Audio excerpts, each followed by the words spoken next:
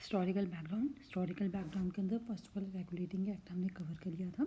आज सेकंड वाला एक्ट करते हैं जो कि पिट्स इंडिया एक्ट कहलाता है 1784 का। एक्चुअली रेगुलेटिंग एक्ट्स के अंदर जो 1773 के अंदर आया था उसके अंदर जितनी भी रेमेडीज़ थी उनको कंप्लीट करने के लिए ये दूसरा एक्ट आया था।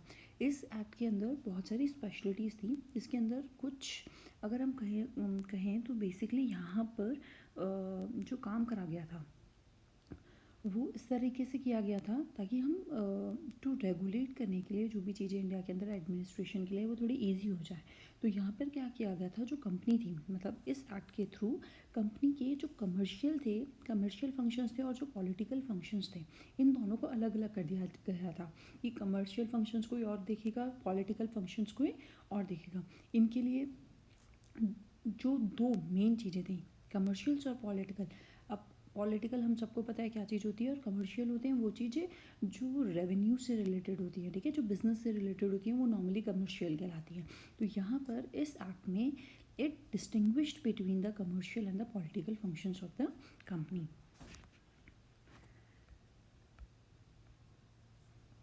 It allowed the court of directors. देखो फर्स्ट वाले पॉइंट के अंदर हमने ये चीज़ देखी थी कि पिट्स एक्ट जो होता है वो दो फंक्शंस के अंदर डिवाइड कर देता है, एक तो पॉलिटिकल फंक्शंस और कमर्शियल फंक्शंस।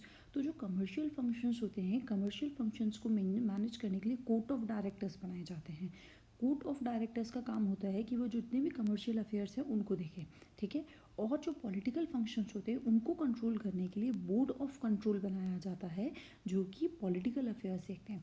पिट्स एक्ट ने दो में चीज़ों में डिवाइड करा था, एक था कमर्शियल और पॉलिटिकल। कमर्शियल के लिए कोर्ट ऑफ डायरेक्टर्स आए और पॉलिटिकल फंक्शंस के लिए बोर्ड ऑफ कंट्रोल आया, ठीक है। तो it allow the court of directors to manage the commercial affairs but created a new body called board of control to manage the political affairs. Thus it established a system of double government. इसने दो government मतलब double government, एक government के अंदर दो government, जैसे अपने यहाँ पे होते हैं सेंटर और स्टेट अभी प्रेजेंट में चल रही है, लेकिन वैसे ही डबल गवर्नमेंट एक तरह से सेंटर और state is not a correct example but कह सकते हैं कि एक गवर्नमेंट ने मतलब गवर्नमेंट के अंदर दो पार्ट्स में डिवाइड कर दिया गया, एक जो कमर्शियल फंक्शंस देखेगी, एक जो पॉलिटिकल फंक्शंस। जो कमर्शियल फंक्शंस देखेगी उसे हम कोर्ट ऑफ डायरेक्टर्स देखेंगे, उसे हम कोर्ट ऑफ डायरेक्टर्स कहेंगे, और जो पॉलिटिकल फंक्शंस देखेगी उसे हम बोलेंगे board of control. It empowered the Board of Control to supervise and direct all the operations of the civil, military, government और revenues of the British possessions in India। देखो ये थोड़ा सा इंपॉर्टेंट है कि जो बोर्ड ऑफ कंट्रोल था, board of control को उन्होंने क्या क्या पावर दे दिए थे। उन्होंने यहाँ पर सारे direct all operations of the civil functions, military functions, revenue, military governments मतलब operations of the civil and military government, military और गवर्नमेंट से जो भी रिलेटेड होते हैं, ठीक है। Revenue to the British possessions in India. जितनी भी टेरिटरीज इंडिया के अंदर ब्रिटिश के पास थी उसके अंदर जितने भी सिविल थे, मिलिट्री थे और रेवेन्यू रिलेटेड थे वो कौन देख रहा था, बोर्ड ऑफ कंट्रोल। देखो इस एक्ट के अंदर कुछ स्पेशलिटी 3 पॉइंट्स ही ध्यान रखने हैं। सबसे पहला पॉइंट तो उसने डिवाइड कर दिया था पॉलिटिकल और कमर्शियल के अंदर, और जो कमर्शियल फंक्शन देखते हैं वो कोर्ट ऑफ डायरेक्टर्स कहला रहे थे, और जो बोर्ड ऑफ कंट्रोल जो पॉलिटिकल, बोर्ड ऑफ कंट्रोल का जो काम था वो सिविल, मिलिट्री और रेवेन्यू देखने का काम था, ठीक है। उसके बाद इसकी इम्पॉर्टेंस क्या क्या थी इस एक्ट की। The companies territory in India were for the first time called the British possessions in India. सबसे पहली बार जो कंपनी के टेरिटरीज थी वो पहली बार ब्रिटिश के अंडर कही गई थी कि ब्रिटिश ने उसको पजेस कर रखा है, ब्रिटिश के अंडर कंट्रोल है वो इंडिया के अंदर, ठीक है।